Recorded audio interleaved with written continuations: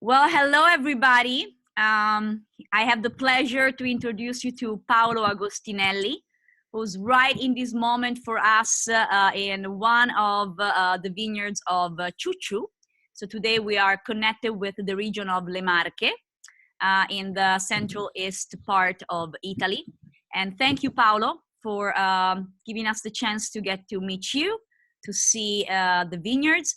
As you maybe saw in the post I made, the reason why I'm trying to do this is to show that even in these tough times, which looks like we're getting out of in a certain way, so maybe I'll be joining Paolo very soon in Le Marche, I hope. But the vineyards didn't stop. The life in the vineyards went on.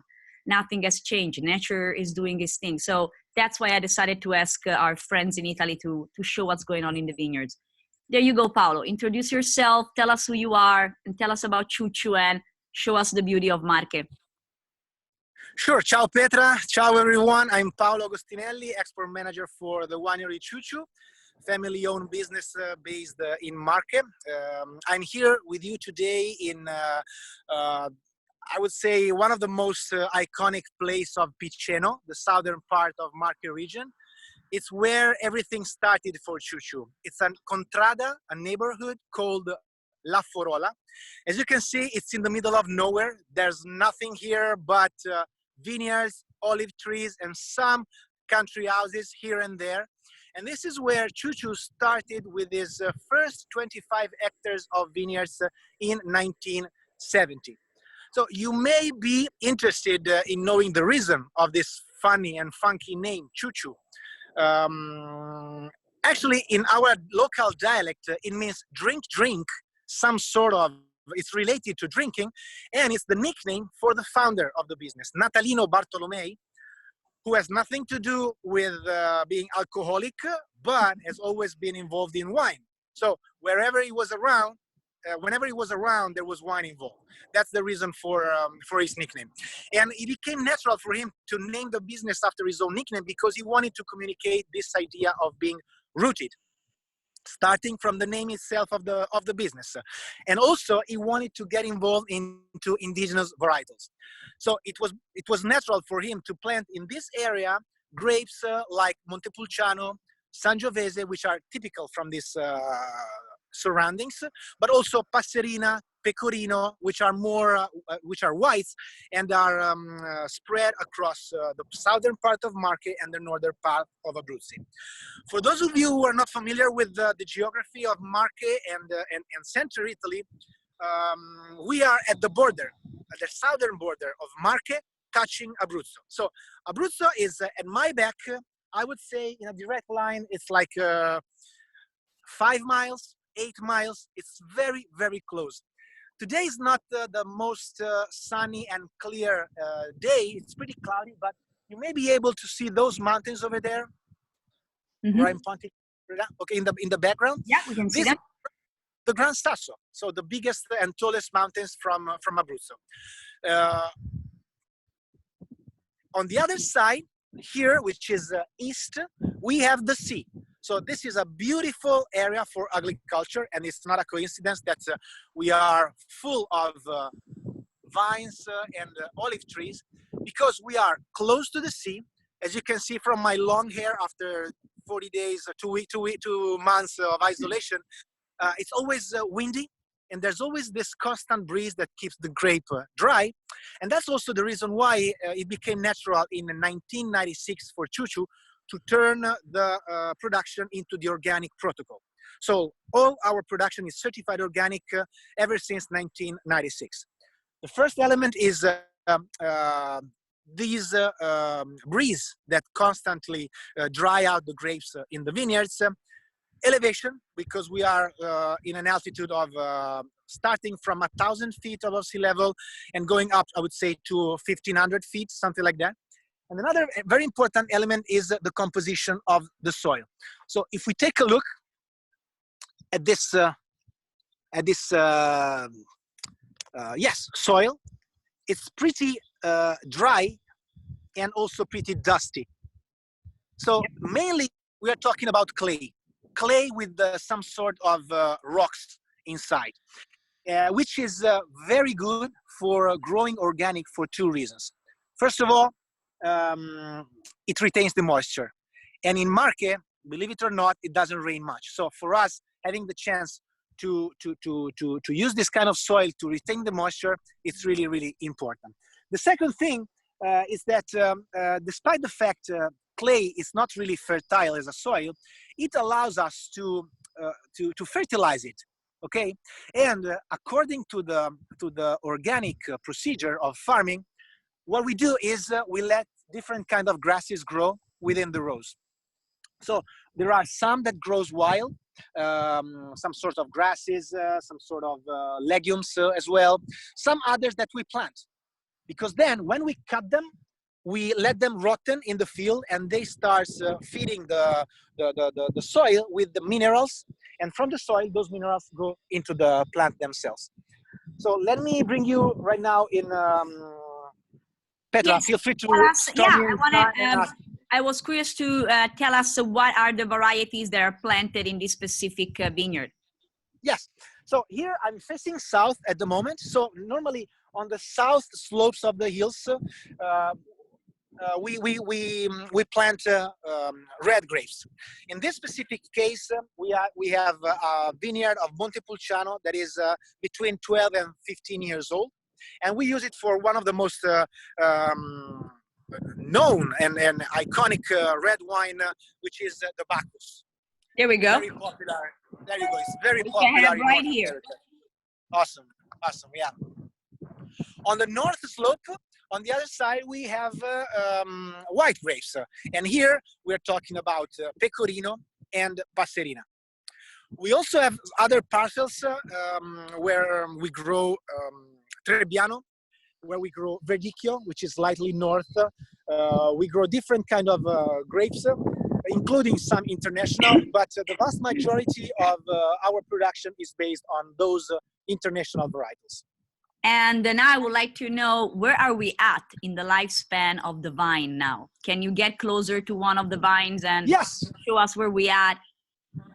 So it's now mid-May. It's now mid-May, yes. The plants are starting, I would say, are starting their vegetation. This is Montepulciano vineyard, as I told you. Can you see it, right? Yeah, we can see very well. So I was here, I would say, 3 weeks ago, maybe a month, and there is a video on YouTube of me wearing a mask and speaking about the vineyards, and there was nothing, no vegetation at all. Now Montepulciano is really vigorous as a plant. It's I would say it's in full vegetation. There are also some bunches that are starting to grow. Yeah, look at that. Yeah. So according on the weather, I would say that in the next 2 to 3 weeks, we are going to start what we call the green harvest. Okay, so we're going to reduce the quantity of the blossoms that we want to go through to the harvest in order not to stress too much the vines themselves. Which, correct me if I'm wrong, but is very important for getting a great quality out of both Montepulciano and Sangiovese, because they both tend to produce a lot. So in order to keep also reach certain kind of quality, you do want to do some green harvest and keep the production a little bit under control. Yes. Correct? Yeah. Yes, absolutely, absolutely. In you know, the production capacity of a vineyard, of a single acre of vineyard, it's a mixture, it's a balance between several elements. You talk about soil composition, the grape actually you're growing, altitude. In Marche, all these elements combined result in what we say is a good average for quality wines, which is 3,300 plants per hectare. So an hectare is twice as big, pretty much, of an acre. Mm-hmm. So whenever you are in this standard of production, you can pretty much be guaranteed of the quality of your wines. It's not an intensive production. It's a good quality, production for your. And I can vouch to that because I'm very familiar with your wines. By the way, the vineyard where Paolo is, I was there in summer of 2018. Actually was a guest of Ciu Ciu. Thank you again for those beautiful days down in the south of Marche. We have very beautiful Our memories. pleasure. And so yeah, I walked those vineyards. It was completely different period. The grapes where I have pictures, maybe once I video, I'll attach a couple of pictures of me actually holding and looking at the full bunches on the vines. It was an amazing experience. I remember touching the soil and do exactly what you did earlier. Beautiful place, guys. It's pretty high in elevation, as Paolo said. You're kind of dominating the valley below you when you go up to the vineyard. So it's pretty amazing to be there. What do you want to, well, first of all, so you definitely have the Montepulciano that goes in the Bacchus there. Where are the vineyards of the Sangiovese that go into the Bacchus? Further up, further up the road. Mm-hmm. So I didn't mention that all this hill, north slope and southwestern slope, including that other hill where you can see olive trees, some grasses that we grow for the cattle, Yep. all the way down there to the houses over there. So this is all Ciu Ciu's property. Okay, so we grow 90% of our grapes in this area. This is more or less in acres. I think it's around 220 acres roughly. So we have different kind of grapes in these areas. In the southern part of this property, we have our cruise. So there are some vineyards that, for different reasons, for example, the steepness of the slope, the aging on the vines, we use them for the high-end wines of our catalog. So, for example, if I remember correctly, that's where you have the Montepulciano that goes into the Gotico, which is your Rosso Piano Superiore, correct? Absolutely, yes. Because they make the Bacchus, so everybody knows the Bacchus would be the, let's call it the entry-level Rosso Piano that doesn't do any wood aging, but then they also produce a Superiore Rosso Piano that has more Montepulciano instead of being a 70-30. And also undergo to some wood aging. So, and it's a superiore, which means higher alcohol content. So it's another beautiful, beautiful wine. But today, because it was right there in the middle of the Montepulciano vineyards that they use for Bacchus, we decided to taste this wine with you. So I'm sorry, Paolo. You should be the one drinking because it's almost 7 o'clock for you and it's 9:30 in the morning for me. And I'm thirsty. Right? But the things you gotta do, I mean, you gotta do what you gotta do. So here I am, I'm sacrificing myself. I'm gonna show you again the bottle. One other thing that I love about Ciu Ciu are their labels. If you go on their website and you look at them, they're all piece of art. If you ask me, very, very beautiful labels. This is a wine that you definitely can find in San Diego. There's quite a few accounts that carry this. So let me know if you're interested and I can give you more information. Again, we're talking about Rosso Piano, which is the biggest, correct me if I'm wrong, Paolo, appellation for Marche. And it's always based on Montepulciano, that it's the grape that brings depth and structure. And then Sangiovese, which adds freshness and a higher acidity to the blending. Again, this one doesn't see any oak in the aging, so it's all stain and steel. And it's a beautiful balance, again, between the two grapes. I think they really complement each other beautifully in this blend. We are trying with Paolo the 2018. So I'm gonna let him, he's done so many virtual tasting recently talking about this wine that I think even if he doesn't have it in front of him in the glass, he knows by heart what the wine smells and tastes like. So give us your take on it. And then while I'm here, if I wanna add something, I will. Tell us maybe about the vintage, 18. Compared to maybe 17, very dry vintage compared to 18 that was a little bit more normal. So tell us a little bit about that, please. Yeah. So speaking of vintages, 2018 was, as we call it, getting back to normality. After a few years of very crazy weather pattern here in Marche, we had drought during summer. We had sometimes floods in the like 2016. In 18, it was a very nice weather pattern because we had snow late in winter, which is very good for us because as I was mentioning before, anytime we get water here, moisture here, we are very happy. Yeah. And then we had rain showers throughout spring, not huge storms, but on a constant showers in spring, and then a lot of sun heat during summer, all the way to harvest. It didn't rain for like 3 months, which is great, especially when you deal with such a powerful grape like Montepulciano. The ripening makes a lot of difference. So having this kind of ripening made a lot of positive effects in the wine. Because if I remember correctly, Montepulciano is one of those grapes that has the tendency to ripen unevenly, right? So when you have like this kind of weather condition that you mentioned, that's when Montepulciano can really reach the complete phenolic maturation, avoiding those kind of green notes that sometimes you can find in Montepulciano. Oh, yeah. So those are the kind of weather condition you really want for the grape. And in a way for Sangiovese too, they're both kind of late ripeners. So having this kind of condition helps for sure. And bear in mind, if I can interrupt you, sorry, Petra, bear in mind that Ciu Ciu follows this idea of representing typicity. So in wines like the Bacchus, the touch of the winemaker is very minimal. For us, for example, we harvest at the peak of the ripening or slightly late because this help us softening the tannins naturally. They become almondy in the vineyard because of the sun. As a result, we also normally have a pretty higher alcohol content, but that's our nature. So yes, it's very important for us to have, well, Bacchus is not that alcoholic. I think it's 13.5. Correct. If I'm not mistaken. Yeah, I was just checking right now. We have, for example, our top Montepulciano.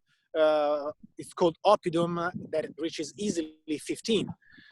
So I'm not surprised of tasting Montepulciano. There are not even labeled that are 16 or higher in alcohol. Oh yeah, so, you definitely find those. So 18 great vintage. Yeah, go ahead. That's also a reason why the blend with Sangiovese is so important.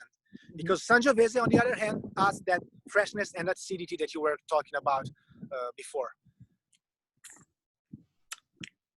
It's such a pretty wine. I tasted this, on our live for Solare last week, and I was talking about, besides being a beautiful, easy drinking wine, that is great standalone because the tannins are silky. There's a lot of vibrant, fresh fruit.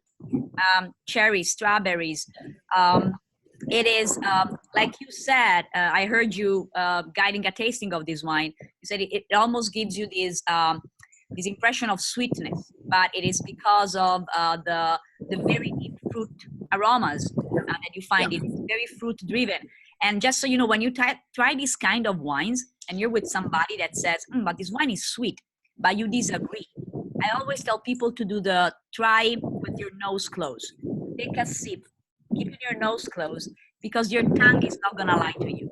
And you're gonna feel that there's absolutely no sugar residual. And when you take off these strong aromas, because you close your nose, like if you had a bad cold, you don't have that same perception of sweetness on your palate. So that's kind of the double check when you have a doubt, like, is this wine sweet? Or is actually the aromas, the fruit aromas that give me that perception. So that's a way to double check. And something else you want to say about the Bacchus? Of course, it's one of your flagship wines. Again, yes, price quality report is amazing on this wine, guys. So it's, again, let me know if you're curious to know more and where you can find it. Beautiful, beautiful, pretty wine. For food pairings, what do you recommend to eat? Because I said it's a beautiful standalone wine, but if I were to eat wine, what would you eat? Before you mentioned that this is our entry level, but I wanted to make sure that everybody agrees on the fact that entry level doesn't necessarily mean lower quality. Agree. For us, entry level means the daily consumption. So speaking of pairings, this is my wine for the leftovers at home. It's really versatile. You can have it with bresaola, you can have it with mozzarella, you can have it with tomato sauce, tomato-based sauces. Even a pizza, or rice. Pizza margherita.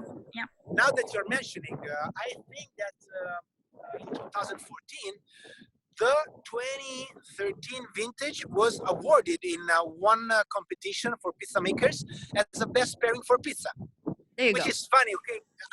I understand that you can have pizza with truffles and pizza margherita, so it's a very, we should discuss Big further. universe. Yeah. Yes. But I think that in that respect, also the price point was relevant, was taken in consideration. This is a very affordable wine that pleases your palate. It's not going to give you a headache because there's very little sulfites added. It's really natural. It's a estate bottle from a family business, so you can really trust it. And we forgot to mention, besides being organic, Ciu Ciu also makes his wine following a vegan process. Is that correct? Yes. In 2012, Ciu Ciu bought a machine for the fining of the wine that is called cross-flow filter.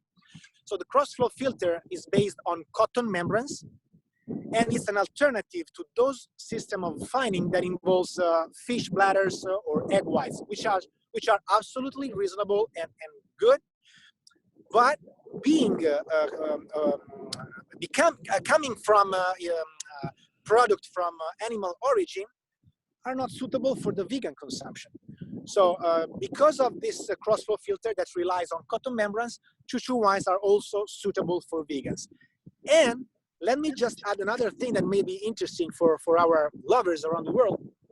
And it's the closure that we use.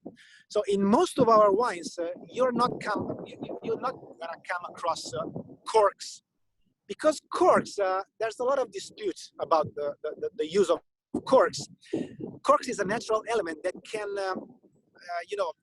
interfere with the nature of the wine, especially throughout the years. So you can have bottle variation throughout the years. You never know how your single bottle is going to evolve throughout the years. So a few years ago, we switched, and we are switching little by little to a technology called Noma cork. So I've heard about that. Yes, it's a technical closure that involves sugar cane fibers. So our closure is not a natural cork, but it's natural, and it's based on sugar cane fibers. Yeah, when I was a producer in, to be precise, Caprilli, producers of Montalcino, was saying that they did the same thing from the vintage 2018 for the Rosso di Montalcino. So a wine that is supposed to be drink young, so that there's no need to allow all that oxygenation that for other wines that are meant to be aged longer you want. But for certain wines that are supposed to be drink young and don't have really a lot of cellar life, those corks are perfect. He was saying the same thing. And it helps preserve the wine as it was at the times that you bottle it, without bottle variation, as you said. Well, that's great. I was thinking if I have something else to ask you. Yes, please. Tell us about the seminars that you're doing for the next couple of weeks, so that if people want to know more and taste other wines with you, they know how to. Yeah. Well, thank you. Thanks for asking. I mean, it's an alternative to traveling. I've been traveling a lot in the past years, but now for 2 months, it's time of isolation. I'd be curious to call your wife, by the way, and ask her, how do you feel about this with 2 months of husband locked in the house with you when you're used to have him on the road all the time? Oh, that's a good question. You might have some things to tell me. No, I mean, we got to know each other in the past 2 months. Very good. Yeah, well, we're still alive, both. So it's good. And so are the kids. Kids. So, that's all good. And thank God, exactly today, Italy is getting out of the lockout. So all the businesses are opening again, and we're going little by little back to normal. So as I was mentioning, in terms of isolation, we started this idea of seminars. We coordinated this whole project with our network of distributors across North America and Europe. So we're giving tastings in different languages on Thursday, Friday, and Saturday at 5 in Italian, at 6 in English, at 7 in French. And then Friday and Saturday, we also have 2 sessions for the North American customers of ours.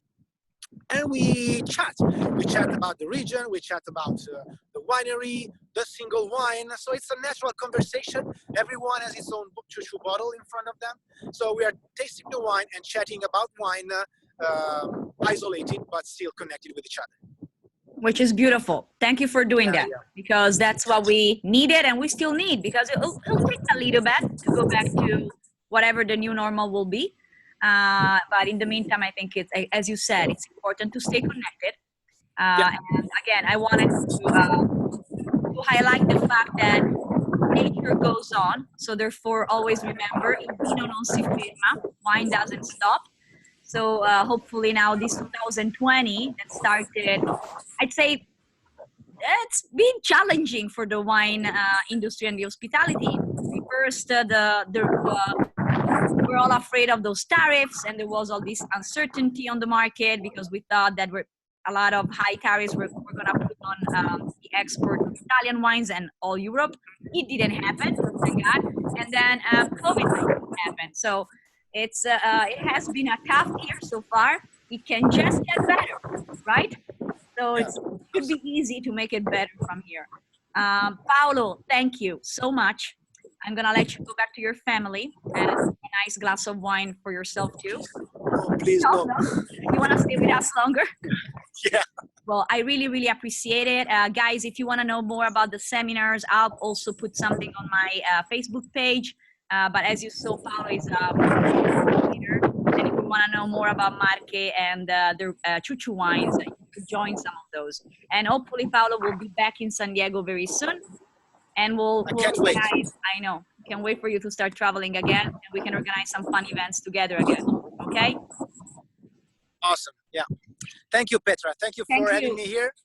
Next time I'll bring the sun as well. Make sure we have no clouds and all sunny. Bravo, please. The sun was gonna would have been nice, but that's okay. We like pretty clouds too. It's a very pretty landscape. Thank you. Yeah. All right, take care, guys. Bye. Ciao, Petra. Thank you. Ciao, ciao. Bye-bye.